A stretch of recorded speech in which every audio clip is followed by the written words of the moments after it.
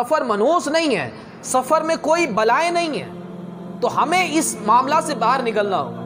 گھر کے دروازے، آپ کی گھر کی دیوار پر آ کر کوا بولنا شروع کر دے تو آپ کہتے ہیں کوئی مہمان آنے والا ہے، چپل کے اوپر چڑھی ہوئی ہو تو کہتے ہیں کہ کچھ سفر ہونے والا ہے، تو اس طرح دائیں آنکھ پھڑکے تو کوئی نہ کوئی مصیبت آئے گی، دائیں ہاتھ میں خارش ہو تو پیسے آئیں گے، بائیں ہاتھ میں خارش ہو تو پیسے چلے جائیں گے۔ بھائی سینیٹائزر سے جا کر اپنے ہاتھ اچھی طرح واش کر لیں، آپ کے ہاتھ میں میل ہے جس کی بنا پر خارش ہو رہی ہے، کوئی پیسے آنے جانے کی وجہ سے نہیں ہو رہی، یہ بھی پیسے آئیں گے، دائیں ہاتھ میں خارش ہو رہی ہے پیسے آئیں گے، پیسے کوئی نہیں آنے والے، یہ تو صرف ہاتھ میں میل ہے جس کی بنا پر خارش ہو رہی ہے۔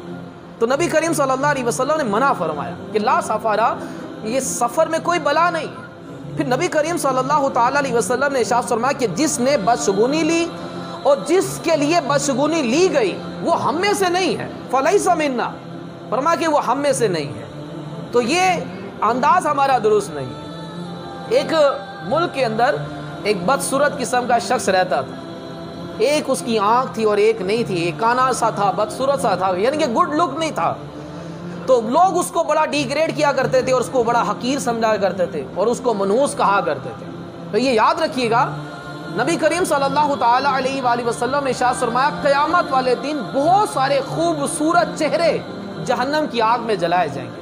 کس بنا پر؟ انہیں اپنی بڑی خوبصورتی پہ بڑا مان تھا، اپنے حسن پہ بڑا تکبر کرتے تھے اور اپنی خوبصورت ہونے کی بنا پر جو دوسرے لوگوں کو بڑا حقیر سمجھا کرتے تھے۔ اسلام نے اس چیز کو ختم کیا۔ حضرت بلال حبشی رضی اللہ تعالیٰ عنہ کو نبی کریم صلی اللہ علیہ وسلم نے کعبے کی چھت پر چڑھا کر عزت دی کہ جس کو تم کالا سمجھ کر حقیر سمجھتے تھے، جس کو تم چپٹی ہوئی ناک اور اس کو سمجھ کر غلام سمجھ کر ہاتھ نہیں ملاتے تھے، حضور صلی اللہ علیہ وسلم نے بلال حبشی رضی اللہ تعالیٰ عنہ کو کعبے کی چھت پر چڑھایا تاکہ ہمارے اندر سے یہ جاہلیت والے معاملات نکلیں کہ ہم کسی کالے کو انسان نہ سمجھیں، کسی بدصورت کو حقیر سمجھیں، تو یہ جہنم میں لے جانے والے کا۔ تو وہ لوگ اس کو منحوس کہا کرتے تھے۔ تو ایک دن وہ بہت سے لوگ بادشاہ کے پاس جمع ہو گئے اور کہا کہ یہ شخص بڑا منحوس ہے، تو ہمارا بادشاہ سلامت سے مطالبہ یہ ہے کہ اس کو ملک سے نکال دیا جائے، کہ صبح کو جو بھی اس کی شکل دیکھ لے اس کا سارا دن بڑا خراب گزرتا ہے۔ تو بادشاہ نے کہا کہ میں ایسے تو نہیں فیصلہ کروں گا، پہلے میں خود تجربہ کر لیتا ہوں، تو صبح میں اس کے سب سے پہلے میں اس کی شکل دیکھوں گا، اگر کوئی مجھے نقصان پہنچا تو میں سمجھوں گا واقعی منحوس ہے، تو پھر اس کو ملک سے نکال دیا جائے گا۔ تو بادشاہ نے کہا کہ صبح کو سب سے پہلے جب میری آنکھ کھلے تو مجھے اس کا چہرہ دکھایا جائے۔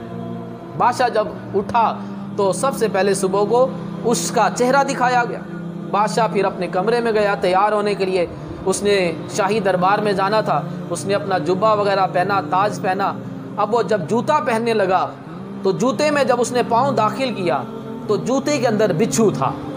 نبی کریم صلی اللہ علیہ وسلم نے ارشاد فرمایا جب جوتا پہننے لگو تو بسم اللہ الرحمن الرحیم پڑھ کر اس کو جھاڑ لیا کرو، جھاڑ کر بسم اللہ پڑھ کر دایاں قدم پہلے داخل کرو پھر بایاں داخل کرو، یہ سنت ہے۔ اس سنت پر عمل کریں گے تو انشاءاللہ عز و جل سانپ اور بچھو کے کاٹنے سے بھی بچیں گے اور سنت پر عمل کرنے کا ثواب بھی ملے گا۔ تو بادشاہ نے جیسے ہی اپنا پاؤں جوتے میں داخل کیا، جوتے میں بچھو تھا اور بچھو کا کام ہی کاٹنا ہے، بچھو نے ڈس لیا اس کو اور بادشاہ کی زوردار چیخ نکلی، سپاہی بھاگتے ہوئے آئے۔ تو بادشاہ نے کہا واقعی یہ منحوس ہے، اس کو پکڑو اور اس کو زندان میں ڈال دو، میں ذرا ٹھیک ہو جاؤں تو پھر اس کا فیصلہ کروں گا۔ بادشاہ بیمار پڑ گیا، بستر پہ پڑ گیا، اب اس کا بادشاہ کا علاج ہوتا رہا۔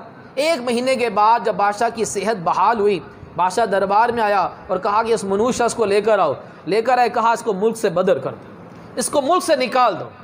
اب اس شخص نے رونا دھونا شروع کر دیا کہ بادشاہ سلامت میرے حال پر ترس کھائے، میرا یہ وطن ہے، میرے آباء و اجداد یہاں پر ہے، میرا مکان یہاں پر ہے، میرا کاروبار یہاں پر ہے، اگر مجھے یہاں سے نکال دیا گیا تو میں تو در بدر کی ٹھوکریں کھاؤں گا۔ وزیر کو ترس آ گیا تو وزیر نے کہا بادشاہ سلامت ایک بات کروں، برا تو نہیں منائیں گے؟ بادشاہ نے کہا ہاں کہو۔ وزیر نے کہا کہ دیکھیے بادشاہ سلامت، آپ نے صبح کو سب سے پہلے اس کا چہرہ دیکھا تو آپ کے نظریے کے مطابق اس کا چہرہ دیکھنے کی وجہ سے آپ کو بچھو نے کاٹا، تو اس نے بھی صبح کو سب سے پہلے آپ کا چہرہ دیکھا، جس کی بنا پر اس کو 1 مہینہ قید، جیل میں قید کاٹنی پڑی، زندان میں 1 مہینہ گزارنا پڑا، تو پھر یوں تو پھر آپ کا چہرہ بھی منحوس ہوا نا۔ تو بادشاہ کی سمجھ میں آ گئی بات، بادشاہ نے کہا خبردار، آج کے بعد اس کو کوئی منحوس نہیں کہے گا، اگر جس نے اس کو منحوس کہا اس کو سخت سزا دی جائے گی۔ تو یہ واقعہ ہمارے لیے اس کے اندر بڑا درس ہے۔ تو یوں کسی کو منحوس قرار دینا، کہتے ہیں صبح صبح پتہ نہیں کس کی شکل دیکھی تھی، ذرا غور کریں، صبح صبح کہیں آپ نے آئینہ تو نہیں دیکھا تھا؟ صبح اٹھتے بندہ کیا کرتا ہے؟ سب سے پہلے آئینہ دیکھتا ہے نا۔ تو اب جو آپ کہہ رہے ہو کہ میرا سارا دن بڑا ہی بور گزرا ہے، پتہ نہیں صبح صبح کس کی شکل دیکھ لی تھی، تو کہیں اپنی تو نہیں دیکھ لی تھی؟ تو اس طرح کسی کو منحوس قرار نہ دیں۔ منحوس صرف ایک ہی چیز ہے، وہ گناہ ہے، وہ اللہ تعالیٰ کی نافرمانی ہے، اس کے علاوہ کچھ بھی منحوس نہیں ہے۔ ہم یہ جو جملہ کہتے ہیں نا کہ